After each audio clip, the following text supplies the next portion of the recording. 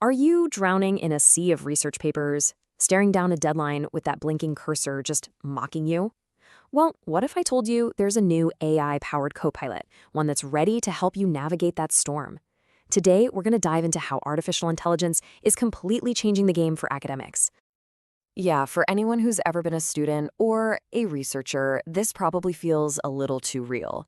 You know the feeling, right? The pressure to publish, the late nights fueled by way too much coffee, that never-ending cycle of draft, revise, repeat. It's enough to make you want to trade it all in for a quiet life on a farm. And this is where your AI copilot comes into the picture. Now, let's be super clear here. We're not talking about outsourcing your brain. Just think of it more like a really, really smart assistant, one that's designed to handle all the grunt work, the tedious, time-sucking tasks, so that you can focus on what actually matters, your own brilliant ideas.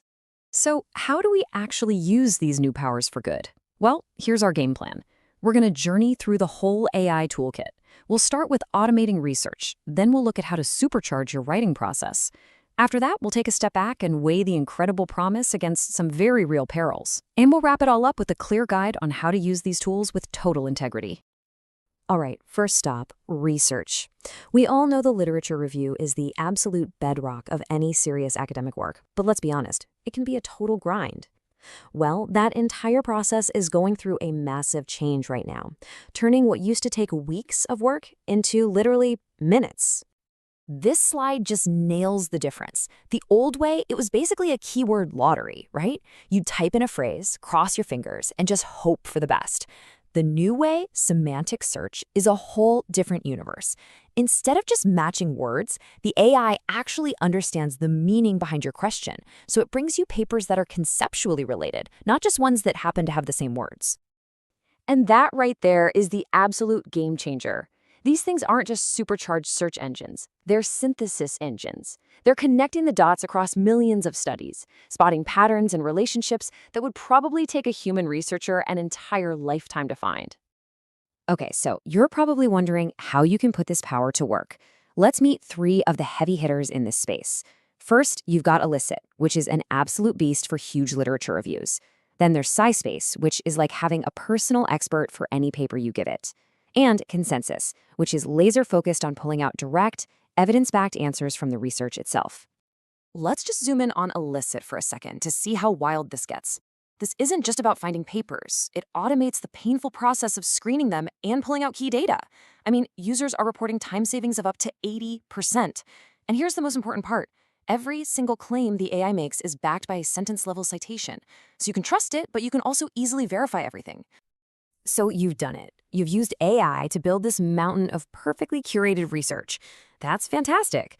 But now you've got to climb the next mountain, turning all those notes and papers into a clear, compelling argument. Don't worry, your AI copilot is ready for this part of the trip too. And it's here to help you conquer that dreaded blank page. Writer's block. We have all been there. You know that feeling, staring at that blinking cursor, feeling the weight of 100 brilliant but totally scattered ideas with absolutely no clue how to weave them together. It's paralyzing. And having an AI partner through that struggle, it can be genuinely life-changing. I mean, just listen to this. From a student, Angela Jones.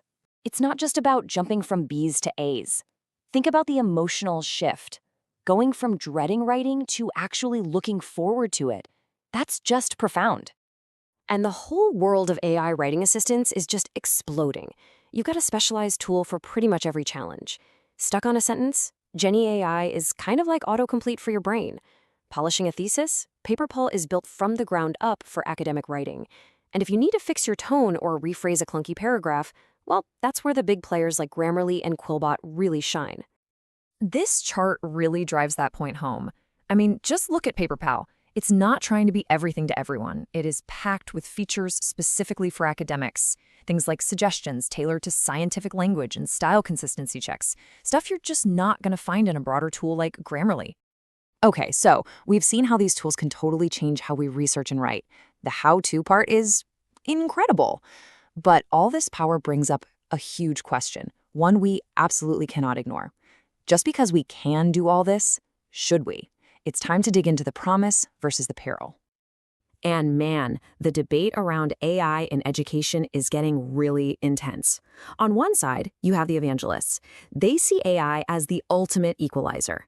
They argue that this is the democratization of knowledge, a tool that can give a personalized tutor to any student anywhere in the world, perfectly adapted to how they learn.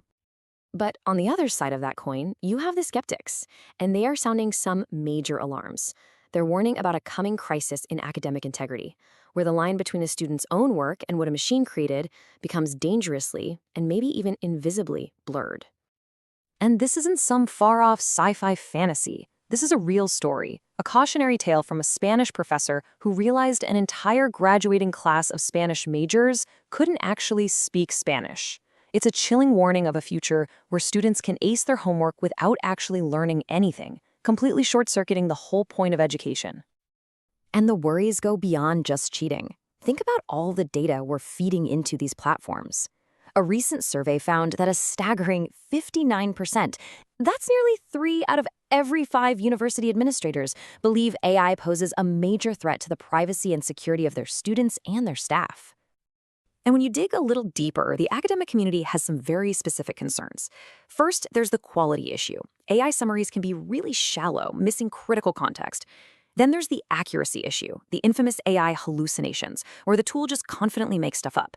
But maybe the biggest fear is the existential one, that if we rely on AI too much, our own critical thinking and research skills might just wither away. So, that's the big question, isn't it? How do we get the best of this amazing new world without falling for its worst tricks? Well, the answer isn't to ban it. The answer is to build a solid ethical framework to guide us. So here are 4 simple rules for the road. Number 1, AI is the co-pilot. You are the pilot. You're still in charge. Number 2, verify, don't just trust. Remember, AI can be wrong with incredible confidence, so you have to be the final judge. 3, cite everything. Be transparent about the tools to use and always follow your school's policy. And 4, use AI to learn, not to bypass learning. The goal is to make you smarter, not just your papers. Look, if there's one thing to take away from all this, it's this. Think of these AI tools like a super sophisticated GPS for your research. They can show you the fastest routes and help you avoid traffic jams, but they can't decide your destination for you, and they can't tell you why the journey matters in the first place. That's still your job. And all of this leaves us with some pretty fundamental questions, doesn't it? As AI gets woven deeper and deeper into our lives, what does it truly mean to learn something? What skills are going to be valuable when basic information is everywhere, all the time? And how do we make sure this incredible technology ends up elevating human intellect, not replacing it? That is the challenge ahead of us.